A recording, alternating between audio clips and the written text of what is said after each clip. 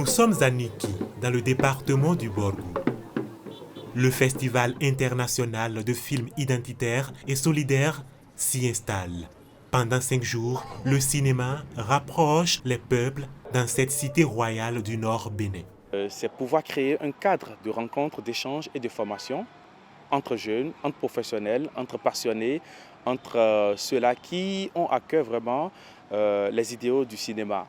Pour ces enfants. Parmi les invités, ce réalisateur venu de la République démocratique du Congo. Son court-métrage met en scène les réalités auxquelles une partie de la jeunesse est confrontée. Le titre c'est Amour, rêve et ferraille. Je voulais plus aborder le côté où il y a des jeunes chômeurs et comment certains font pour se débrouiller et pour être responsables. Le film a été très bien accueilli. Je pense que c'était parmi les films les plus bien accueillis du festival. Certaines productions se distinguent par la puissance de leur récit, d'autres par l'originalité de leur écriture ou la force de leur message. Notre film, c'est un nouveau regard sur la préservation de la nature.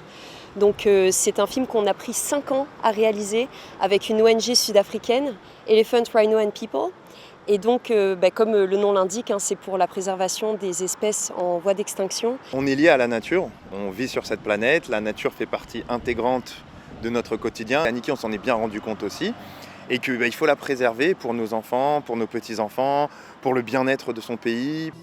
Au terme du festival, le palmarès dévoile 7 distinctions majeures. Le trophée du Grand Prix est allé à Mathilde, une jeune réalisatrice qui a voulu raconter un peu l'histoire des femmes excisées et en Guinée, parce que c'est encore tabou, c'est un sujet dont on ne parle pas assez. Honnêtement, on est très fiers de recevoir ce prix honorifique.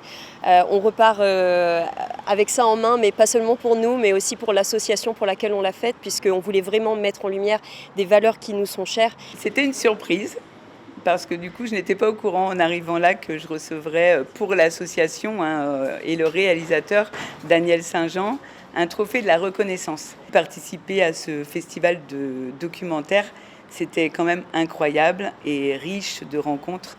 Le Festifis ne s'arrête pas aux écrans. Il transmet autant qu'il diffuse. Ateliers de réalisation documentaire et initiation au jeu d'acteurs étaient au menu.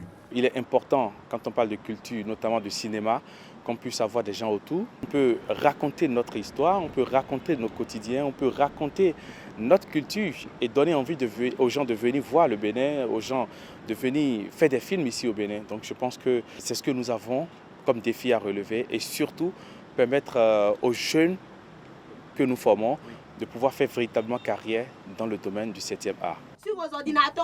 Cette année, 230 enfants sont initiés au numérique.